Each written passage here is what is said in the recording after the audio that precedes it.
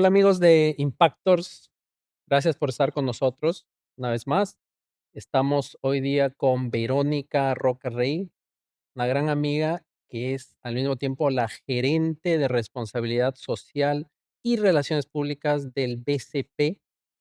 Muy contentos de tenerte acá, Verónica, ¿cómo estás? Muchas gracias, Pablo, por la invitación. Feliz de estar acá. Gracias, bienvenida.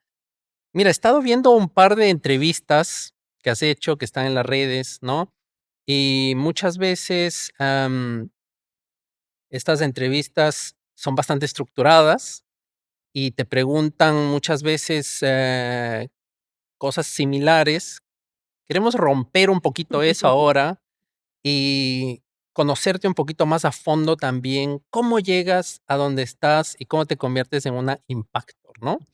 Am, para empezar, quisiera preguntarte, Vero, ¿qué te inspira cada día como profesional y como persona? A levantarte todos los días, ¿qué es eso que te inspira? A ver, yo creo que hay una mezcla de cosas, ¿no? Yo creo que estar trabajando en el rubro de responsabilidad social, tener la oportunidad de generar proyectos que tienen impacto en las personas, es una fuente de inspiración, ¿no? Es levantarte todos los días para pensando qué puedo hacer para seguir generando los cambios en un país que ha avanzado mucho y que tenemos muchos ejemplos que nos inspiran y muchas cosas que nos dan esperanza, pero a la misma vez lleno de noticias y de imágenes que nos hacen reflexionar sobre todo lo que todavía falta por hacer, ¿no? Tenemos un gran potencial como país. El Perú es un país súper resiliente, con gente que ha demostrado la capacidad que tiene, pero hay muchas cosas que todavía nos faltan ajustar, que nos faltan cambiar, que nos faltan mejorar para ser el país que podemos ser y que creo que todos los peruanos nos levantamos en la mañana y decimos, así queremos ser, ¿no? Referencias de otros países, de otras personas, de otros ejemplos. Entonces creo que ese potencial con esa necesidad, por lo menos para mí, en mi labor profesional y en mi, digamos, esta vocación personal es lo que me motiva para seguir trabajando, para seguir haciendo las cosas mejor, y para seguir impactando. Creo que por ahí va la reflexión de todos los días, que no siempre se da en la mañana, a veces en la tarde, a veces en la Claro. noche, pero creo que por ahí va el impulso que tengo a nivel personal. Fenomenal. Y, cuéntanos un poquito, ¿quién es Verónica? ¿Quién es Verónica? Cuéntanos un poco tu historia. Ya, gracioso esa pregunta, porque claro, empezaste diciendo que soy gerenta de responsabilidad social en el BCP. Yo tengo un montón de tiempo trabajando en el BCP, más de 10 años, y creo que eso es mucho de mi identidad profesional y también de mi identidad personal, porque llevo una labor además que uno tiene que llevar con mucha vocación, ¿no? Pero claro, detrás de eso soy toda una persona, ¿no? Tengo hijos, tengo 2 hijos, que también son esa fuente de motivación que tú mencionabas.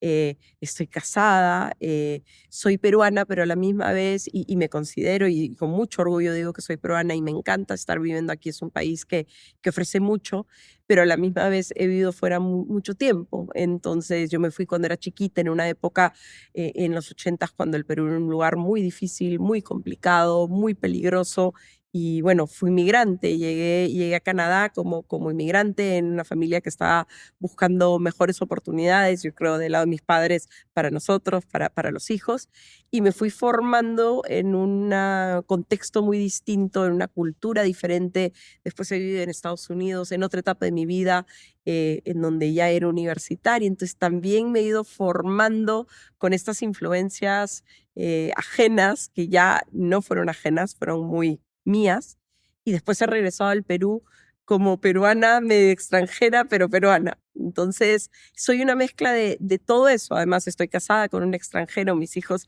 son peruanos, han nacido en el Perú, pero también tienen influencias de otros lados. Entonces, soy la verdad que una mezcla de muchas cosas, eh, pero en los últimos años me he identificado mucho con el país, con la problemática, como estábamos hablando antes, y sobre lo que se necesita hacer, ¿no? Y yo quisiera al final entregarle a mis hijos un país en donde ellos se quieran quedar, especialmente ahorita donde vemos tanta gente yéndose, donde ellos quieran quedarse porque hay oportunidades, porque se sienten seguros, porque se sienten a gusto. Entonces, todo eso se mezcla y aquí estoy ya a los 44 años, todavía por mucho por hacer, pero una persona más formada. Fantástico. Me cuentas que viviste en Canadá, que viviste en Estados Unidos, por lo menos en 2 ciudades. Cuéntame, ¿cómo te ha impactado eso? ¿Cómo te marcó? ¿Y cuál de las ciudades a lo mejor es la que más te marcó?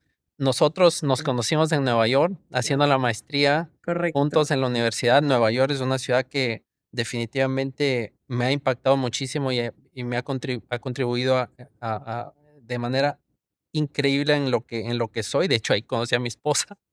Pero, ¿cómo ha sido en tu caso? ¿Qué es lo que más te marcó, quizás de cada ciudad? Sí, a ver, de pequeña, como te digo, emigramos, nos fuimos fuera, nos mudamos a Canadá, a Vancouver, una ciudad que ha crecido mucho en los últimos años, pero que en esa época era relativamente pequeña, relativamente, y un lugar muy seguro, un lugar donde ibas caminando a la escuela, donde dejabas la bicicleta en la puerta de la casa, en donde tus amigos eran los del barrio, en donde eran del colegio estatal, público, que estaba en tu barrio y que estaba cerca, y donde todo el mundo era más o menos igual, por lo menos desde la perspectiva de un niño, ¿no? Entonces, yo creo que ahí lo que me marcó mucho es, y agradezco mucho haber pasado esa etapa de mi vida, que es la infancia, de los 7, 8 a la adolescencia, en un lugar muy seguro, donde no te preocupabas de quizás cualquier tipo de violencia o cualquier tipo de inseguridad, que yo veo que son temas que mis hijos sí viven aquí en Lima, ¿no? Entonces, creo que eso me ha marcado mucho, esa tranquilidad, esa sensación de seguridad en la niñez creo que ha sido un aspecto importante. Y después ya la adolescencia en Estados Unidos, en Miami inicialmente, claro, una ciudad mucho más movida, con más tentaciones, con más movimiento, experiencias. Creo que también ha sido una parte de mi formación. ¿Te mudaste sola ya o No, ya con la o con la familia, con familia? la Ujú. familia. Además venía a un sitio en Canadá en donde la mayoría de la gente que me rodeaba eran canadienses, a un sitio como el sur de la Florida, donde la mayoría son de todos lados, ¿no? Entonces, tener estos amigos que venían de distintas partes, pero especialmente de Latinoamérica, creo que también me formó un poco a entrar a ese mundo, a entender lo que significa esa cultura y finalmente, como dices tú, en Nueva York, que es una ciudad que para mí también fue importantísima en una época ahí sí sola, bueno, casada, pero ya de adulto, en una ciudad que te ofrece tanto a la misma vez, constantemente, pero que también te reta a la paciencia y también de no caer en el caos, este reto de siempre mantener de alguna manera la tranquilidad en una ciudad que se mueve tan rápido, ¿no? Pero cada época ha sido importante, yo creo, y cada ciudad en distintas etapas de mi vida me ha ofrecido algo distinto. ¿Siempre tuviste, esa, llamémosla, vocación o interés en la parte social o en contribuir de alguna manera con la sociedad? ¿O fue algo que llegó a tu vida de una manera inesperada? Bueno, la maestría tenía un componente en desarrollo, ¿no? De hecho.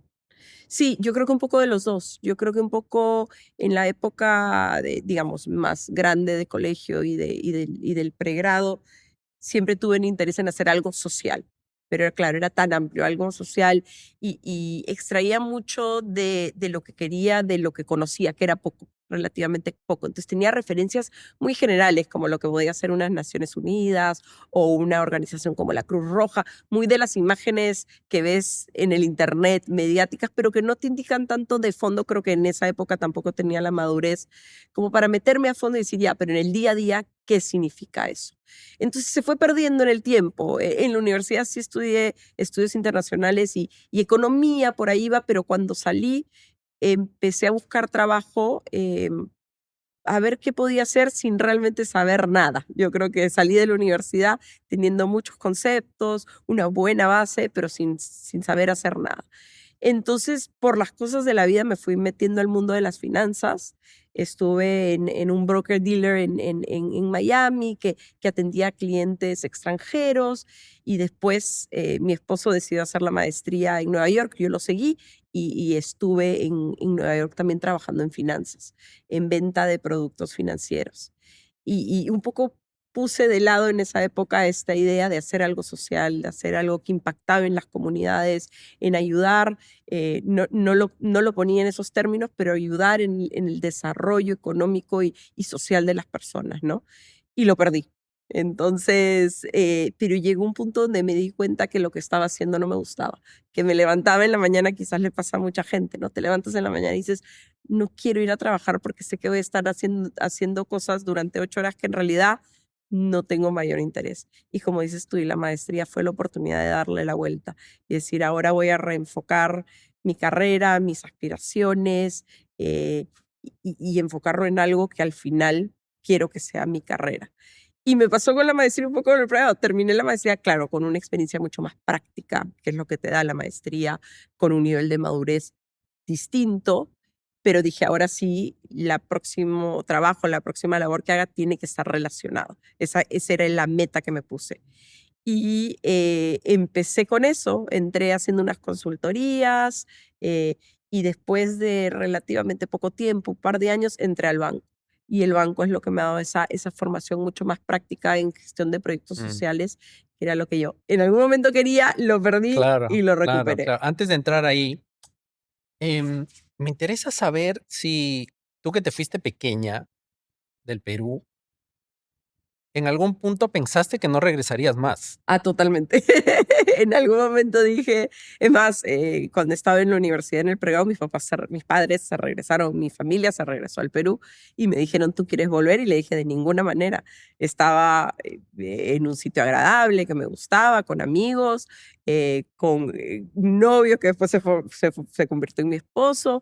eh, de lo más contenta y veía el Perú, venía de vacaciones, pero lo veía como un sitio totalmente extranjero y lejano y extraño para mí, ¿no? Ya había perdido esa parte de mi identidad. Y, pero la vida a veces te lleva por caminos que uno no espera, ¿no? Entonces, a la hora de hacer la maestría en desarrollo, me di cuenta que efectivamente tenía que vivir en un país en vías de desarrollo para poder tener esa experiencia. Y dije, vamos al Perú unos años, unos 5 años. Y ¿Qué es lo que 13 sucede, no? después, aquí Ya estamos. seguimos. Oye, es interesante eso porque muchas veces, y esto creo que le pasa a mucha gente, cuando estás afuera, incluso siendo peruano, sientes que posiblemente incluso el país está mucho peor que lo que en realidad está. O sea, me explico. En el día a día, quizás motivado por las noticias, por lo que te presentan los medios, que obviamente es cherry picking de lo peor porque esa es la noticia, si no, no fuera noticia. De repente sientes que en algún punto fue mejor irte del Perú porque está cada vez peor. Ahora, cuando estás acá, te das cuenta que a lo mejor no está tan mal como lo pintan, ¿no? Y que hay muchísimas cosas buenas y rescatables. ¿Cómo fue tu reflexión hablando del momento en el que decides regresar? ¿Cuáles eran tus miedos después de tantos años? ¿Qué es lo que pensaste que te ibas a encontrar y que después quizás no fue lo que pensabas? Para bien Sí, y para mal. claro. A ver, cuando nosotros regresamos al Perú, había una segunda vuelta en Trumal y Keiko. Entonces, claro, era un poco el pánico que teníamos muchos peruanos de qué es lo que iba a pasar si salía Humala, ¿no? ¿En qué se iba a convertir en el país? Me acuerdo que habían inclusive noticias muy, muy amarillistas que decían que nos iban a quitar los celulares, cosas así ya extremistas que obviamente no sucedieron. Entonces, habían esos miedos que al final los escuchabas, como bien dices, los escuchabas de fuera y cuando estabas aquí, al final te levantas en la mañana y haces lo que tienes que hacer, ¿no? Te subes a tu carro, te vas al trabajo, regresas. Habiendo dicho eso, claro, creo que habían cosas muy positivas en esa época que todavía no reconocíamos. O sea, lamentablemente, en los últimos años nos hemos dado cuenta que antes quizás estábamos mejor de lo que pensábamos, ¿no? Y había un optimismo que creo que últimamente sí se ha perdido mucho.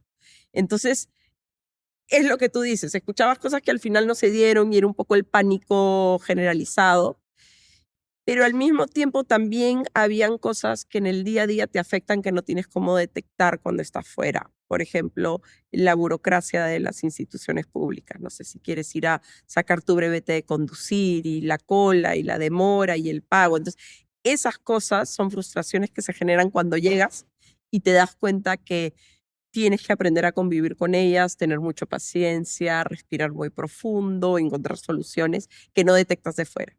Y como bien dices, también hay cosas que van creciendo en el tiempo de fuera, que cuando llegas aprendes a lidiar con ellas, ¿no? El tema de inseguridad, que lamentablemente ahora está peor, pero claro, dices, ya no voy a sacar el celular en la calle, me lo guardo para después, estoy un poco más atenta. Entonces, aprendes a convivir. Si es que quieres estar acá, por lo bueno, aprendes a convivir con las cosas que quizás no son tan buenas. Sí. Claro. Y antes de entrar un poco ya hacia lo que es tu trabajo, am, ¿qué has aprendido en estos cuántos años estás, digamos, oficialmente de vuelta? Más o menos casi Llegamos en el 2010, o sea, ya más de 14 años, ya en dije 13, son 14 y más, pico de ya años. vamos por En los estos 15. 14, casi 15 años, ¿qué has aprendido del Perú que no sabías? Y Yo del peruano como tal. Claro, claro, escúchame, tanto, tanto, o sea, yo creo que, bueno, o sea, siempre había la raíz, mi familia toda, ambos padres son peruanos, yo como te digo siempre, inclusive cuando estás fuera y te dicen, ¿de dónde eres? Yo soy peruana, entonces cuando vienes al Perú ya no eres tan peruana, pero fuera sí eres, entonces, pero yo me fui a los 7, entonces he aprendido muchísimo en cómo se generan las relaciones, en lo cálido que pueden ser las personas a la hora de recibirte, en a veces lo difícil que es iniciar esa relación, pero una vez que ya hace ese clic, la gente te recibe con brazos abiertos, la idiosincrasia peruana también, hasta cómo manejar, hasta cosas tan sencillas como los códigos cuando te subes al carro, ¿no? A veces no tan buenos, pero al final, como decimos, te acostumbras y lo haces. Entonces, cómo intercambiar ideas, cómo llevar a cabo una reunión, todo. Yo creo que todo para mí fue aprender en una etapa adulta como es el Perú de verdad. Claro, claro. Y en ese punto, ¿quién has tenido en estos 15 años casi, has tenido algún guía, algún mentor particularmente que te haya ayudado a navegar esto? No diría que uno, yo creo que me he ido encontrando con gente a lo largo de estos 15 años que me ha ayudado con distintos aspectos, ¿no? Amigos en el lado personal, que te cuentan cómo ha sido su experiencia dentro del Perú, ¿no? Y eso te ayuda mucho a reflexionar y a adaptarte y a crecer. Y del lado profesional, me he topado con mucha gente, jefes, pares, eh, que me han ayudado a ir viendo cómo quiero ir formando mi vida, pero no diría, hay gente que sí, como recuerda uno en particular. Yo no, yo creo que sí una colección de personas que me han ido formando y ayudando a crecer en el tiempo. Algunas, como te digo, familiares también, profesionales, amigos, de todo un poco. Sí, pero influencias muy positivas. Yo creo que he tenido suerte en la calidad de personas que he encontrado. Mira, qué maravilla. Entonces, ahora empezando un poquito a entrar en el campo de a lo que te dedicas o a lo que dedicas la mayor parte de tu tiempo, de tu día, cuéntanos cómo surge el programa de becas de BCP. ¿Fue desde el principio eso? ¿Fue algo que tú fuiste también dando forma? ¿Cómo surge todo este enfoque de algo que ahora ha crecido mucho y que está pues en todos los medios? Claro. A ver, yo estuve en el banco cuando el programa de becas se formó, pero no participé. No, yo tenía otro encargo en ese momento, veía temas de educación financiera, de desarrollo de pymes, no estaba en el mundo de la educación y de becas, ¿no? Pero en realidad la historia se forma por el interés del banco de ayudar. Es una historia media anecdótica, ¿no? De un gerente que fue a visitar el colegio mayor en Huachipa, que son estos colegios estatales, y quedó impactado con la calidad de los chicos que había, pero también quedó preocupado porque se daba cuenta que esos chicos que terminaban en estos colegios de alto rendimiento que tenemos en el país, si no encontraban el financiamiento para continuar en una universidad privada y por alguna razón no lograban el cupo en la universidad pública, se regresaban a sus pueblos y en realidad fue una inversión para el Estado que no había sido aprovechado y para el chico una gran desilusión. Estos chicos que deslumbran por su capacidad. Entonces regresó al banco y dijo, tenemos que hacer algo. ¿Qué hacemos? Un programa de becas, un programa en donde el banco los ayuda a continuar sus estudios y al final a cumplir con su potencial. Creo que detrás de eso hay mucha de la reflexión de que si hay algo que nuestro país necesita es jóvenes capacitados y listos para enfrentar los retos. Formaron un programa de becas que empezó chiquitito. Yo, como te digo, no estaba involucrado, pero no estaba involucrada, pero conocía a las personas, lo estuve siguiendo, que tenía un par de becarios. Y en el tiempo lo que ha habido es mucho éxito, muchos éxitos en los chicos, estos chicos que terminan, que consiguen trabajo, que cambian sus realidades, chicos que ya tienen 5 o 6 años y que siguen creciendo profesionalmente. Y la reflexión es un poco claro. Entonces, la vida de este chico cambió, pero la vida de su hijo también va a cambiar, porque ese chico ya le va a pagar una mejor educación superior o básica regular a su hijo. Ese niño, ese descendiente también sigue creciendo y poco a poco así se van cambiando realidades, ¿no? Chicos que han egresado y que ahora le pagan los estudios a los hermanos porque ellos ya tienen mayores ingresos. Entonces, el éxito del programa ha hecho que siga creciendo y ahora fuimos de tener hace también como 10, 12 años unos 5 becarios al año, ahora tenemos entre 80 y 100. Entonces, en realidad, la sostenibilidad del proyecto se la da a los chicos, porque son los chicos quienes nos muestran las historias de éxito. Estaba leyendo que recientemente crearon o inauguraron o lanzaron una especie de club de alumni, ¿no? De alumnos de esto que son como 1000. ¿Estaba Sí, o leyendo? sea, ¿Es correcto? ya se han entregado 1000 becas en los últimos 12 años Ujú. aproximadamente, un poco más de 1000.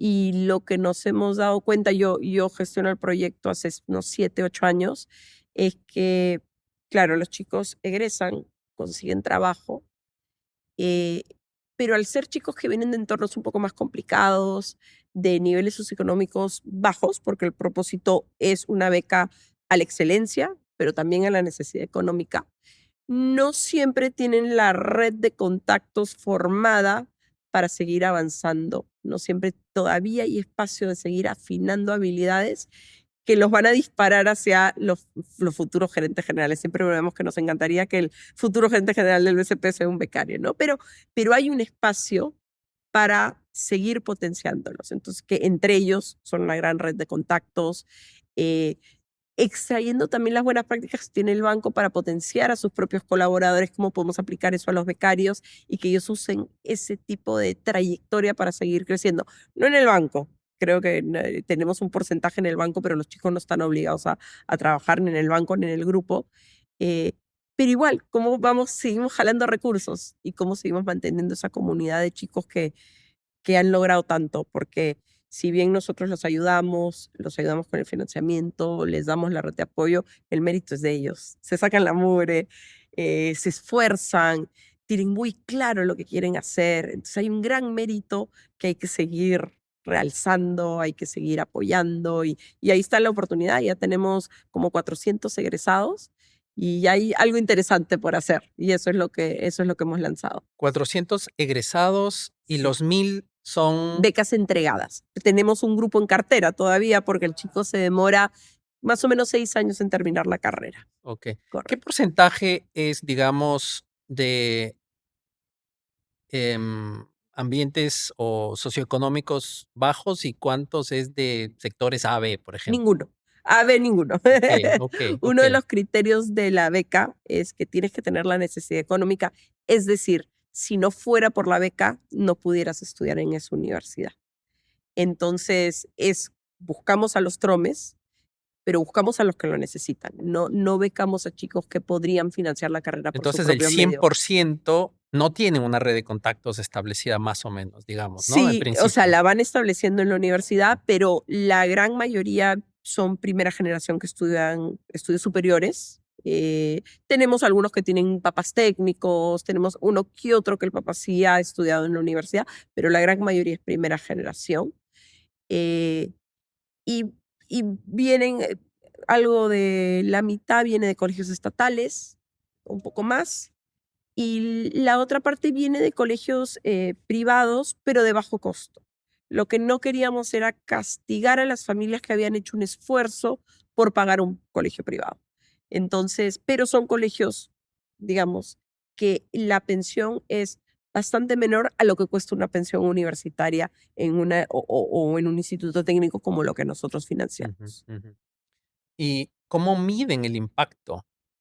Digamos, estoy seguro que tienen varios parámetros. Es súper complicado, obviamente, porque hay tantas aristas ahí, lo que tú mencionabas, ¿no? De repente el hecho de que no es cuantificable el hecho de que se esté inspirando a un vecino que de repente no, o un sobrino que eventualmente va a querer estudiar, va a poder estudiar. ¿Cómo lo hacen de manera cuantificable? Un banco al final. Claro, totalmente, claro. O sea, constantemente tenemos esta presión de poner en indicadores lo que a veces no se puede medir, ¿no? Pero hay cosas que sí, el número de chicos que han egresado. Y somos un programa suficientemente chico como para poder hacerle seguimiento muy personalizado a los chicos. Entonces, nosotros sabemos el egresado, dónde está trabajando, cuántos trabajos ha tenido, qué puesto tiene actualmente. Y todavía es algo que seguimos construyendo, ¿no? Veías la tasa de egreso muy positiva, sabemos que ingresan al mercado laboral en instituciones formales, que es otra cosa que también medimos, en carreras que están vinculadas a lo que estudiaron o que necesitaban una carrera profesional para tener ese tipo de empleo. Todo eso medimos, pero todavía tenemos este seguimiento por hacer de a dónde llegan. Todavía no tenemos ni un chico que tenga más de 5 o 6 años de experiencia. Entonces, hay algunos que ya están entrando a un nivel medio, pero todavía no hemos tenido el tiempo para ver qué pasa. Y todo eso lo tenemos muy, muy documentado y esos son los indicadores que medimos, Me ¿no? suena a que tiene el potencial de volverse como el estudio de Harvard, que tiene 80 años, ¿no? Sobre la felicidad, ¿no? ¿Lo conoces? Sí, claro que Y sí. que eventualmente vas a tener un montón de información a través de varias generaciones incluso, ¿no? La persona que venga después de ti va a tener también mucha información para seguir y Claro. depende cuál. Claro. Y ahí yo creo que es, claro, apalancarse de una organización, una institución financiera que ahora le pone mucho foco a la data. Entonces eso tiene que replicarse en un programa social. Creo que eso es una gran ventaja de estar en un banco, en una institución con ese nivel de capacidad de ser data driven y cómo hacemos que esa data se replique en el programa de becas y usarla para mejorar y para al final contar nuestra historia, ¿no? Que es la historia de los chicos. Ujú. ¿Qué historia podrías contarnos de algún becario que te haya marcado? A ver, Una de las tantas. hay varias. Bueno, una de las más antiguas es una chica que se llama Maday Urtiaga, es una de las primeras becarias, que estuvo en la Universidad Católica y que siempre tenía la vena académica, siempre el lado más académico de las carreras. Y terminó hace varios años, y ahorita debe estar por terminar su doctorado en Harvard. Entonces, es una historia muy impactante que le hemos resaltado, además, ha estado en las campañas comunicacionales, porque efectivamente fue una chica que el mérito es de ella, pero que gracias al impulso de la beca ha podido llegar a un lugar con los contactos que ella hizo, con el apoyo de la católica, los profesores que conoció. Imagínate lo difícil que debe ser tener un doctorado de Harvard, pero ahí está, ¿no? Y así tenemos varios chicos y historias quizás un poco más intermedias, chicos que están con nosotros. Hay un chico que también formó un equipo, se formó un concurso para un carro electrónico de Lutec, me acuerdo, un equipo de chicos y ganaron. Entonces, esas historias que tú dices, wow, estos chicos tienen toda la motivación y ánimo y se sacan la mugre y estudian y lo logran, ¿no? Entonces, así tenemos varios chicos que ahora tenemos una chica, por ejemplo, que se llama Margaret, que estudió en la Universidad del Pacífico, de Puno, hija de docentes, y que después pasó a ganarse la beca Chevening, que es Ujú, esta mm, para hacer a la genialidad. su maestría en Oxford. Ya se fue, ya volvió. O sea, estas historias que tú dices, wow, estos chicos son unos tromes. Claro, claro. Es simplemente la oportunidad, ¿no? ¿Cuántos de ellos se van al extranjero? De los 400, ¿cuántos están en Perú? ¿Cuántos No, la están gran acá? mayoría está en el Perú. ¿Hay un requerimiento de que se queden en el Perú? No, no hay un requerimiento que se queden. Lo que sí tratamos, la gran mayoría, tenemos chicos que han estudiado maestrías fuera, serán 10 podrían ser. La mayoría terminan sus estudios y están trabajando, que también creo que es propio porque usualmente tienes un poco de experiencia antes de ir a hacerte la maestría, entonces todavía no sabemos qué va a pasar con ellos. Eh, pero lo que sí tratamos de incorporar mucho al programa de becas es el sentido de retribución al país, no al banco. La beca no se devuelve, no esperamos que ellos nos devuelvan los fondos invertidos, pero que sí tengan cierto compromiso con la sociedad en el sentido de que a mí me dieron una oportunidad, yo debería ser promotor de oportunidades para otros. Entonces, ¿qué oportunidades? Depende de cada uno. Quizás es ser mentor en el futuro, ser mentor a un joven. Quizás es hacer voluntariado porque el servicio a la comunidad te llama. Definitivamente debería significar ser ético con las acciones que tomas, guiarte mucho por ese lado correcto de cómo hacer las cosas. O quizás algún día tú financias una beca. Entonces, mm, trabajamos mucho eso con los chicos porque sí nos parece importante que en el futuro retribuyan y que las oportunidades se multipliquen. Entonces, tenemos actividades explícitamente para generar ese sentido de retribución. Eso Claro. sí. Ahora, ¿cuáles son los retos que tiene el programa, que tiene el banco, que tienes tú, en un país tan complejo como el Perú? Sí. A ver, del lado más país, yo creo que el gran reto es cómo se mejora la calidad educativa para que tengamos más chicos listos para enfrentar una carrera universitaria. Porque las becas son solo universitarias por No, ahora, también tenemos becas técnicas, institutos técnicos, porque además hay mucha demanda por el profesional técnico, profesional, ¿no? Técnico, pero igual tienen que haberse graduado ya del colegio. O del sea, no hay colegio. colegio, beca No, para colegio no no, hay. becas para Okey, colegio no hay. Entonces dependemos mucho de la cantera de chicos que sale del colegio okey. y tuvimos 2 años donde los chicos no fueron presencialmente, eso ha sido un golpe fuerte. Y todavía tenemos mucho por mejorar del lado de calidad educativa. Creo que el país, por ejemplo, hablábamos al principio de las buenas noticias. El crecimiento en el acceso a la educación, tanto primaria como secundaria, ha crecido muchísimo. Hemos tenido muchas mejoras a nivel Perú de que los chicos tengan acceso. Creo que todavía hay mucho por hacer en términos de calidad educativa, y que los chicos salgan listos. Yo creo que eso es un reto más a nivel país, que siempre lo tenemos en la mira y hay espacio para mejorar.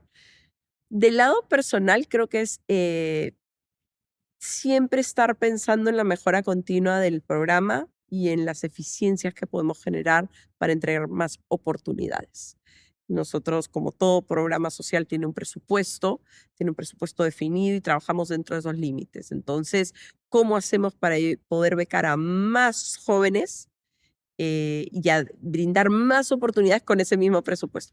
Más allá de que crezca o se reduzca, ¿cómo hacemos que eso rinda más? Y eso es un reto personal, ¿no? Y del equipo y a nivel más cosas que podemos controlar. Son alianzas que además trabajamos con universidades e institutos aliados que ponen también parte de la beca. Entonces, eso, genial. ¿Cómo hacemos para seguir trabajando en esa línea para poder entregar más becas con el mismo presupuesto? Eso es, creo que un reto constante y que nos fuerza a siempre estar cuestionando, ¿ya? Por aquí podríamos gastar menos, pero dar la misma calidad, va por aquí. Eso yo creo que es el reto que yo me tomo muy personal dentro del programa. El presupuesto desde que, digamos, empezó el programa hasta hoy, ¿ha crecido en qué porcentaje? Bueno, el programa, digamos, desde que empezó el banco ha invertido más de 45 millones de soles en el programa.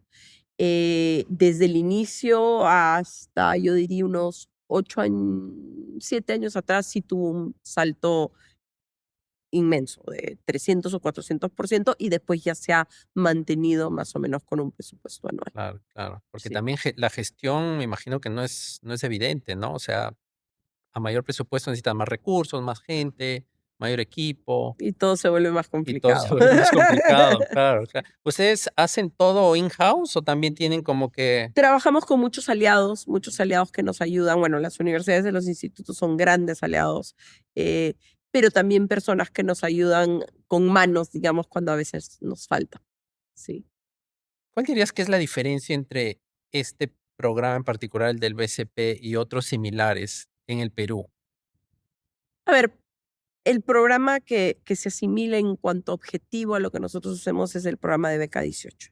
Pero el programa de Beca 18 de Pronave, que es un programa público que tiene una escala que no pretendemos tener, y que por naturaleza es totalmente diferente. Pronave, que está entregando, creo que 4.000 becas este año, es una dimensión totalmente diferente que le corresponde al Estado además, y que el privado no debería pretender igualar. Em, entonces, creo que eso es una diferencia bien importante. Creo que una de las ventajas, digamos, que tenemos de ser un programa más chiquito, ser un programa privado, es que siempre decimos, es un programa boutique, es un programa en donde podemos acercarnos mucho más al beneficiario porque son muchos menos, es un número que podemos gestionar, pero además tenemos flexibilidad al ser un privado que quizás a veces el Estado no puede tener. Entonces, en términos de innovación, en propuestas, nos podemos mover mucho más rápido, podemos probar cosas, podemos seguir avanzando en esa línea.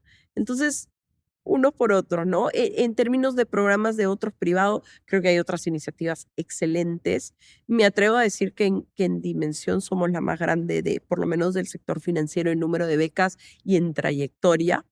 Eh, pero creo que hay becas también muy positivas, más especializadas, quizás más vinculadas al mundo tecnológico, o quizás hacia mujeres, o quizás en ciertas regiones. Entonces, ahí ya hay estas iniciativas que cuando las sumas del privado se está haciendo mucho y eso es muy positivo. Interesante. Estoy seguro que ustedes también han empezado a pivotear en el sentido de que se dan cuenta o se darán cuenta que las carreras tradicionales cada vez empiezan a perder quizás relevancia. No sé si en términos de números también hay nuevas carreras que hace poco estaba leyendo que ya lanzaron la carrera de inteligencia artificial como a 4 años en UPenn. Ah, ya, no sabía. O sea, sí. Impresionante, o sea, estamos ya en ese camino. En ese sentido, ¿cómo ves tú como una insider de la educación superior del Perú,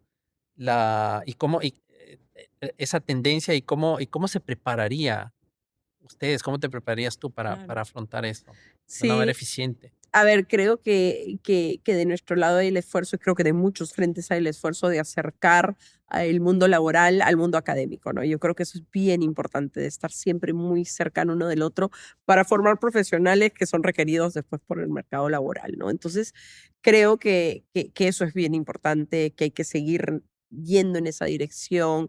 Tenemos excelente relación con estas instituciones educativas y creo que eso es algo que seguimos insistiendo. Eh, Indudablemente hay carreras que tienen menos relevancia. Creo que el gran cambio está por venir. Creo que tenemos que estar muy atentos. Creo, como dices tú, con la inteligencia artificial, ahí se va a acelerar. Entonces, creo que es más estar muy pendiente y tratar de anticiparlo. Para nosotros, donde se evidencia más, por ejemplo, es en el mundo de carreras técnicas. Hemos decidido enfocarnos en carreras tecnológicas, porque especialmente después de la pandemia, hubo un crecimiento muy grande en la demanda y no se consigue en el mercado todas estas personas que son front-end, back-end, programadores, estas personas que están trabajando en user experience, todas estas carreras como muy puntualmente tecnológicas en el mundo técnico son de gran potencial. Después han salido los bootcamps también, que todavía no es algo en lo que estamos metidos, pero hay mucha evidencia que hay demanda por ese lado. Entonces, por ahí yo creo que para nosotros es cómo seguimos potenciando las carreras técnicas que son costo eficientes, que permite además un perfil de persona que no tiene 5 años para invertir en los estudios por distintas circunstancias, porque tiene que salir al mercado laboral, porque tiene que producir, y invierte dos y se vuelve muy empleable. Entonces, por ahí es donde nosotros seguimos tratando de entenderlo muy bien y potenciarlo, ¿no? Y dar oportunidades donde después va a haber inserción laboral ágil a otro perfil. Pero por ahí van las grandes, digamos, temas por todavía afinar y ajustar. Claro, claro. Bueno, estaba también leyendo e investigando, es un tema que me interesa, am, acerca del futuro de la educación superior en general, ¿no? En donde, como tú sabes, al principio la universidad, o sea, en sus orígenes, incluso si te vas atrás varios siglos, era un ambiente netamente académico, ¿no? O sea, tú ibas a la universidad para convertirte en académico. No tenía una salida práctica necesariamente. La salida era ser un profesor o un investigador. Eso se transformó obviamente y se integró en el mercado y ahora se volvió como una herramienta de empleabilidad Claro. incluso, ¿no? Ahora la discusión actual en varios espacios es si a lo mejor se está volviendo a eso, se va a volver a eso, debido a lo que tú dices, ¿no? Falta de tiempo, practicidad, la demanda laboral cambiante Ujú, inmediata, ¿no? En donde muchísima gente que incluso está teniendo muy buenos resultados económicos, financieros, laborales, ya no pasa por la ujú, universidad, ¿no?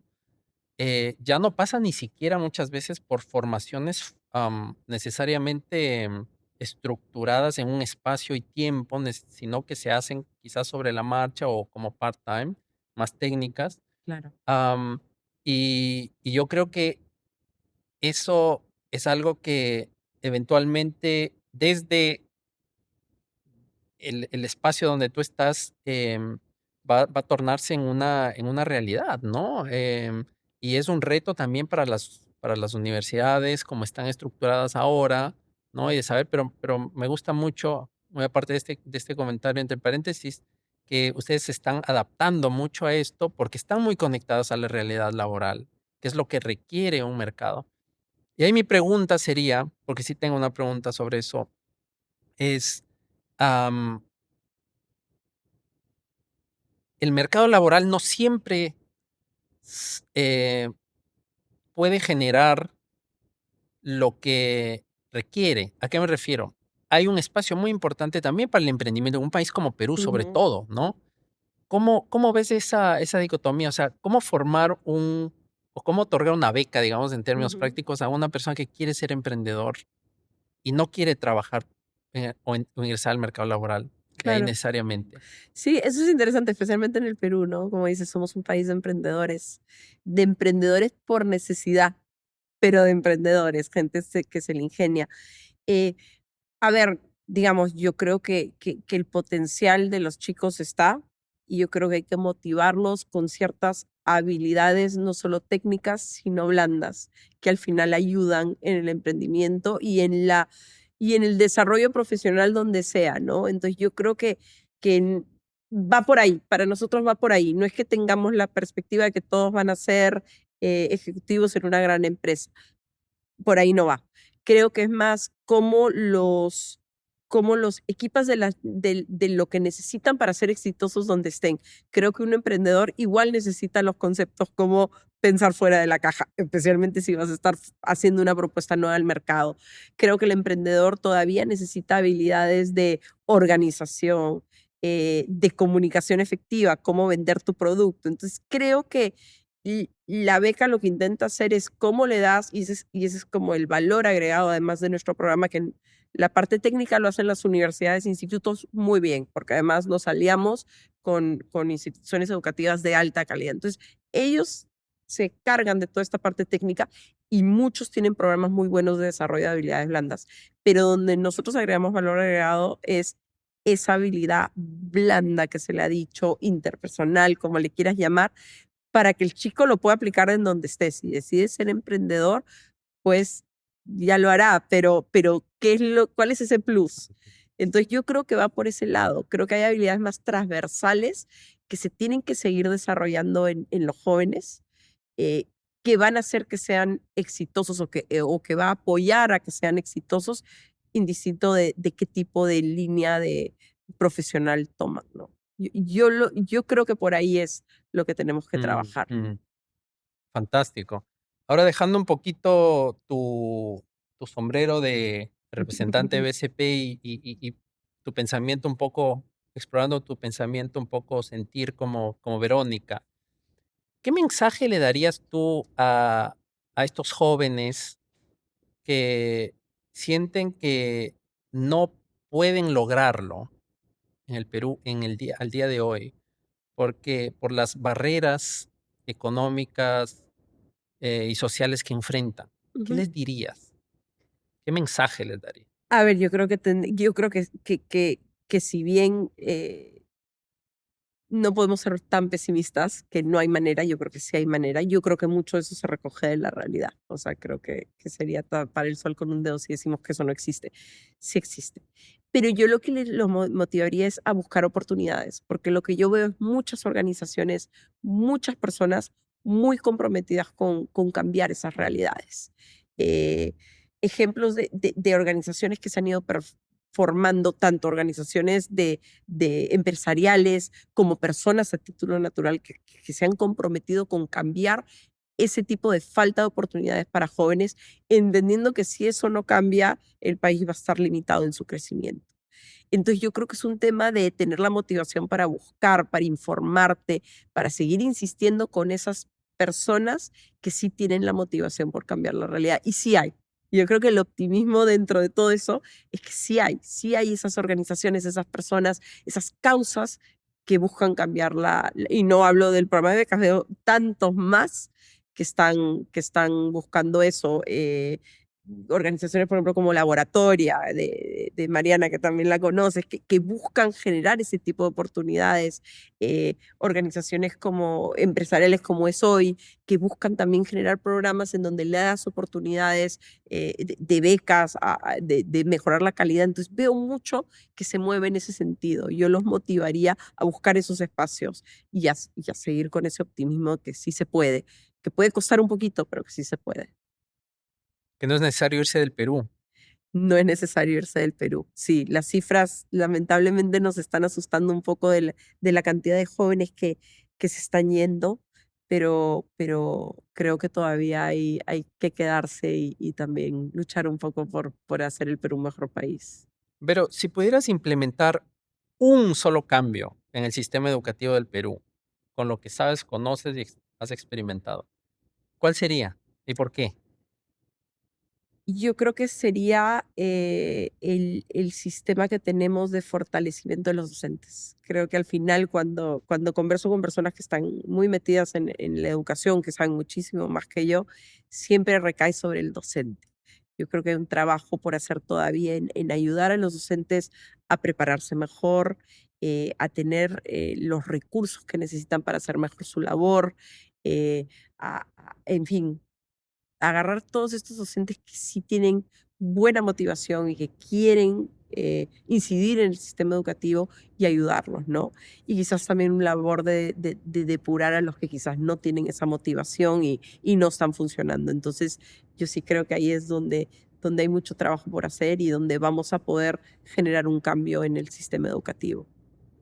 El docente te refieres a, sobre todo, colegio y escuela. Correcto. Universidad, ¿cómo ves la situación ahí? Creo que hay, creo que hay de todo un poco. Hay universidades privadas muy buenas, hay universidades públicas muy buenas. Eh, creo que ahí ya entras un poco más a la discusión de cómo mejorar todo este sistema de educación superior. Creo que ahí ya es un tema un poco más político, entonces creo que es bien complejo. Pero si tuviera que cambiar como una cosa, yo sí empezaría a nivel educación básica regular, donde todavía hay grandes brechas, muchas cosas por hacer y yo creo en los casos que, que me han contado, que he leído, que he investigado de más anecdóticos de docentes buenos, te das cuenta del gran impacto que tienen sobre los niños y eso se tendría que multiplicar y replicar. Entonces, ¿cómo hacemos que eso pase? Tiene que ser desde un tema más sistemático, ¿no? De mejorar la calidad de los docentes. ¿Cómo los ayudamos a mejorar? Mm, el mayor problema, ¿dónde radica? Así como en una pastillita para alguien completamente ignorante del tema. ¿Dónde No sale? estoy tan segura, yo creo que hay muchas causas, creo que hay un tema de motivación, creo que hay un tema de calidad de los docentes, de cómo los estamos seleccionando, de cómo los estamos formando, de los recursos que tienen disponibles en las escuelas. Creo que es bien difícil decir creo que es un problema bien complejo con muchas aristas. Ah, ah. Y, en esos términos, ¿cómo ves tú o cómo quisieras o cuál quisieras tú que fuera tu legado una vez que salgas de este programa o qué quisieras ver, qué quisieras sentir que has logrado? Y yo quisiera sentir que he dejado algo ya bien formado. Yo creo que siempre hay la oportunidad de mejorar, pero creo que hay una especie de enlatado de cómo se hace un programa de becas, ¿no? Y cuáles son los componentes de lo que se tiene que hacer para que efectivamente tenga el impacto que se busca, que creo que va más allá de pagar la boleta de la universidad o del instituto. Importante, lo hacemos, se tiene que hacer, pero creo que cuando estás metido en ese tipo de programa y conoces a las personas y empiezas a analizar la problemática que tienen cada uno de ellos, te das cuenta que se necesita un montón más, ¿no? Entonces, ¿cómo generas esa red de apoyo? ¿Cómo los ayudas? ¿Dónde te metes? ¿Dónde no te metes? ¿Cuándo involucras a los padres? ¿Dónde no los involucras? Entonces, creo que hay un montón de cosas y me gustaría dejar un producto que ya tiene todos esos componentes, por lo menos identificados. No sé si solucionados, pero por lo menos identificados. Bueno, como un mensaje casi final, me gustaría preguntarte, y trato de hacer esto casi siempre al final de las conversaciones, y es a esa joven Verónica, ahora con los años de experiencia que tienes al día de hoy, ¿qué mensaje, qué mensajes, qué consejos les darías? Y, y, y pueden ser en todos los campos. ¿Cómo esa personita ahora, esa Verónica de 17, 18 años que está al límite de entender lo que va a pasar, lo que es la vida, qué mensajes les diría? ¿Qué consejos ganadores les daría? Eh, Yo creo que lo que he aprendido es, claro, tienes que ser muy fiel a tus instintos y lo que tú crees que es para ti y lo que tú crees que es correcto, ¿no? Yo te contaba antes que tuve como todos esta motivación inicial por trabajar en lo social y este desvío, ¿no? Entonces, creo que es confiar que al final lo que tú crees que te podría hacer feliz, tienes que por lo menos intentarlo. Tienes que por lo menos darte oportunidad de ver si es que por ahí quieres ir y tratar de evitar el desvío, aunque a veces creo que también el otro lado de la moneda es que el desvío a veces es necesario, ¿no? Porque te hace reflexionar y te hace aprender. Pero creo que es eso, ¿no? Ser fiel a lo que tú crees que te va a hacer feliz, porque es bien importante levantarte en la mañana y querer ir a trabajar, sea donde sea. No importa lo que estás haciendo, pero esas ganas, porque es 8 o La 10 horas de motivación tu se va, día. sí, claro. Y si no, la motivación se va Mm, y se vuelve en la rutina y se vuelve en algo que al final del día dices, felizmente ya se acabó el día, ya no veo las horas de que se acabe mañana también, ¿no? Entonces, eso para mí ha sido un aprendizaje importante. fantástico. Verónica, muchísimas gracias por estar aquí con nosotros. Me encantó realmente nuestra conversación. Antes de despedirnos, quiero contarte y contarles también un poquito sobre estos dos elementos que tenemos acá. Ustedes saben, hay mucho de arte acá en el podcast. Y estos dos leoncitos vienen de Myanmar. Son leoncitos tallados a mano. Parece que fueran de cerámica, pero en realidad son de madera, hechos de una sola pieza. Y este es realmente uno de los países que estuvo cerrado o ha estado cerrado por mucho, mucho tiempo, Burma o Myanmar, y que se ha abierto y ha sido uno de los países donde al visitarlo me he quedado realmente asombrado con la calidad y la calidez que tiene la gente todavía ahí. Llega un punto a ser incluso casi desinteresado en el Mm, sentido de que la gente todavía tiene esa pureza de ayudar al extranjero y no verle como un ATM, como te claro. pasa en muchos lugares turísticos. Y realmente es un muy bonito recuerdo que es parte del podcast. Y la obra que ven hacia el fondo es una obra de arte bordada a mano por la artista peruana arequipeña Nereida Paza, que esta misma obra es una edición de 10 y esta edición, que es la número 4, es la primera edición ha sido ha sido adquirida por el museo, por el British Museum de Londres, ¿no? Entonces es un gran gran orgullo realmente para el Perú y para el arte peruano tener una representante de estas características como Nereida Pasa. Bueno, con esta nota me despido y nuevamente muchas gracias, Vero, por estar Muchísimas acá. gracias por la Un invitación. placer realmente haber conversado contigo y nos vemos en el próximo episodio de Impactos. Adiós.